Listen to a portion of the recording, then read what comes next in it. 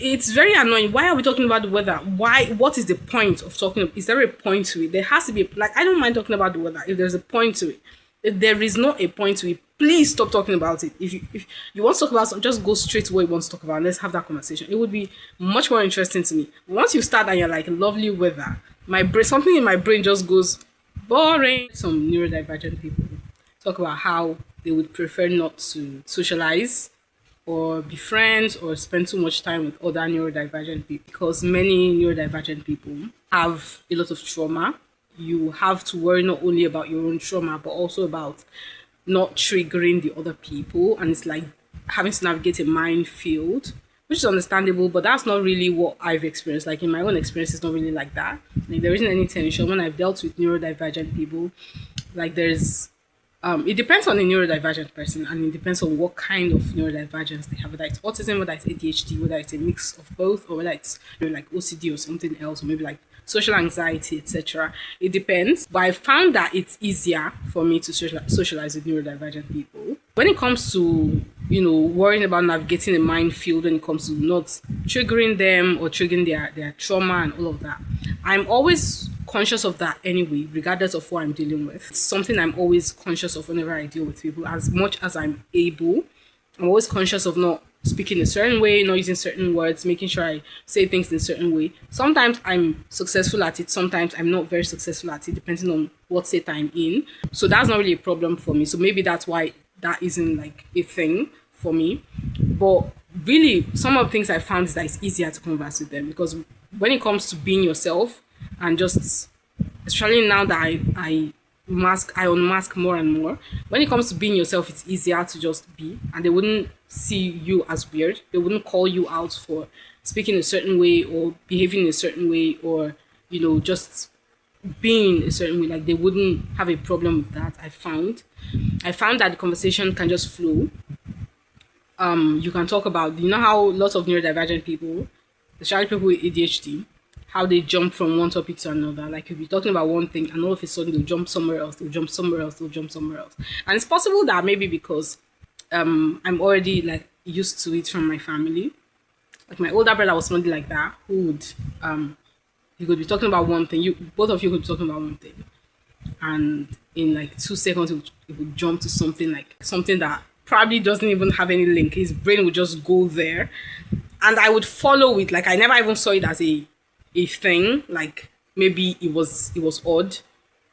I never thought about it as maybe other people would not be able to follow it. That was just the way it was, right?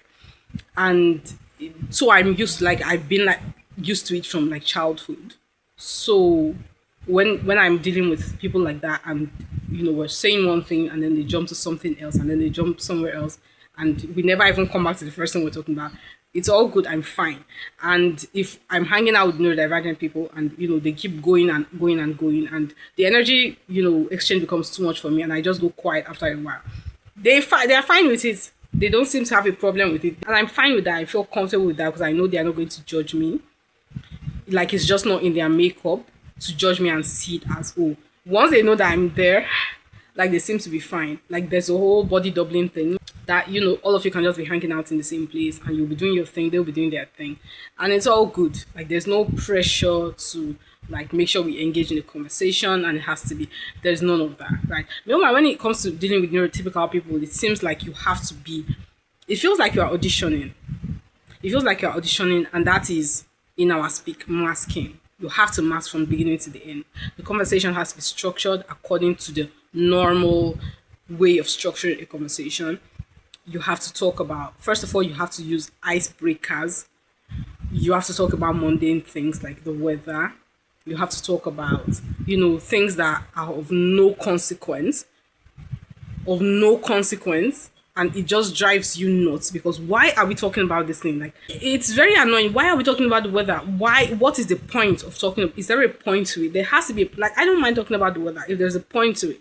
If there is not a point to it, please stop talking about it. If you want to talk about something, just go straight to what you want to talk about. Let's have that conversation. It would be much more interesting to me. Once you start and you're like, lovely weather, something in my brain just goes boring. Why are we talking about your favorite like color? how is your favorite color going to change anything? It has to be a point. Are we talking about purchasing something, or maybe a paint color, or that we want to use for a room? Or are we talking about purchasing something for me and it has to be maybe in my favorite color? Or like there has to be a point. Like you cannot just come up with something and all your entire reason for bringing up that topic is just as an icebreaker. Like it does not make any sense to me, right? But you have to go along with it, and those are some of the things that drain your energy, right? You cannot say you want to be talking about one thing and then jump to another topic. No, no, no, no, no. You will have to be brought back to what you were talking about originally. And not only that, they will make you feel weird for doing that. They will make you feel like you're odd, like there's something defective about you. Like there's a look. There's a look they will give you that will make you feel. They'll look at you as if there's something wrong with you. You know the way you look at people, the way some people look at people on the street and they're like, I'm not sure this person is normal. There's that look. Well, I'm not saying that that's the same look they give to us, but it's something in that direction. Like it's something close to it. Like they look at you a certain way because they don't understand why they were talking about something and you went to talk about something else. But it could be that that thing you went to talk about was, an interesting thing to you. It could be that, you were talking about the television, for instance, and then you saw a squirrel and the squirrel made you think of a scientific fact and you started talking about that scientific fact. Okay, I agree that it's not, conventional, but I don't understand what's so odd about it. Like if somebody were to do that to me, all I would say is I would listen to the fact. If I find it interesting, I'm going to say it. If I have anything to contribute, I'm going to say it. But then I'm going to ask if I don't understand why they brought it up. I'm going to be like, okay, we're talking about, like, let's say the television or whatever, and you brought out this or that thing. What was the link? And then you can explain to me that, we're talking about this thing. I saw a squirrel, and that made me think of a story. And in that story, there was that one fact, and that was why I talked about it. And we'll have a laugh over it, right? And that's another way how we can bond and have a deeper connection and a deeper bond, and just have that wonderful experience of socializing with people and feeling, accepted, and feeling like you're not being left out of a group, and not ending up feeling lonely after being in the midst of people, or after having interacted with people. I spoke about loneliness and some of the things that lead to loneliness in one of my other videos where somebody asked a question. If you haven't watched it, you can go and check it out on my channel. I'm not saying, it's a bad thing to interact with neurotypical people or anything. That's not what I'm saying, but I'm just giving some of the differences I found. Like with neurodivergent, I don't think I've ever dealt with a neurodivergent person and felt judged for being myself.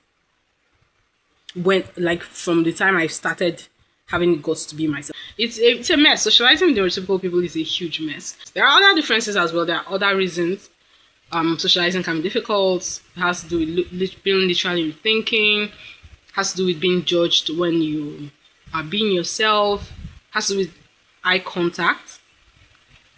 That one's a big thing. But the good thing about eye contact is here in Africa, we don't African cultures aren't big on eye contact. In fact, they discourage you from making eye contact with older people or with strangers and all of that, because it's a sign of disrespect if you're looking people in the eye. So if you're dealing with an older person as a child, you're not supposed to look them in the eye. You're supposed to look away, and that would show that you actually respect them. So that makes things a bit easier for us who have issues with eye contact, or who even if we don't have issues with eye contact, we just prefer not to make eye contact because it's very intense. Like for me, it's a very intense thing. So I really dislike making eye contact. I remember when I was a child, though, I used to make eye contact, and up till now I still do make eye contact sometimes. And I've observed that the only times when I make eye contact, when my brain actually makes me make eye contact, is when I feel attacked by a person. So I think eye contact for me, instinctive eye contact for me, is a defense mechanism. When I feel attacked by somebody, instinctively I just look them in the eye and I keep staring in their eye. When it's not a tense situation like that, when I don't feel attacked, when I feel like relatively relaxed as is possible for me to feel when I'm socializing, then I actually don't make eye contact. Even if they try to make eye contact with me, I look away because it's very intense and it's very difficult for me to do so. But when it's a tense situation, when they say things to me or when they treat me a certain way, then automatically my brain just goes, I'm going to look you in the eye. So I think it's kind of like my brain sending a message to them that I'm not one to I think that's my brain's way of fighting. Like, that's the only kind of fight I can engage in. I can't engage in physical fights, but it's my brain's way of challenging the person and letting the person know that even if I don't talk, because I won't talk, I won't be able to talk when people attack me like that. So I guess my brain's way of saying, even if I won't talk, I'm not one you can walk all over, right? So yeah, I don't know if other people have the same experience, but that's what I've observed about myself. That's my personal experience. I'm going to stop here. Thank you so much for watching, and let me know your thoughts in the comment section below. If you would like to have a coaching session with me one-on-one, you can send me an email at askdrzayne@gmail.com, and I will see you next time. Ciao.